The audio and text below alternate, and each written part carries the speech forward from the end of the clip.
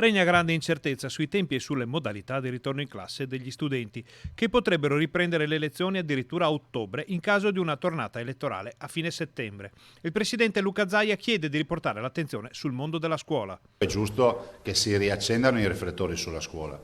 La scuola oggettivamente in tutti questi mesi ha vissuto di vita sua, ha vissuto del buon impegno e della voglia di fare di moltissimi docenti, della stragrande maggioranza dei docenti, che senza attrezzature, senza dispositivi sono riusciti a mettere in piedi quello che è poi la formazione a distanza.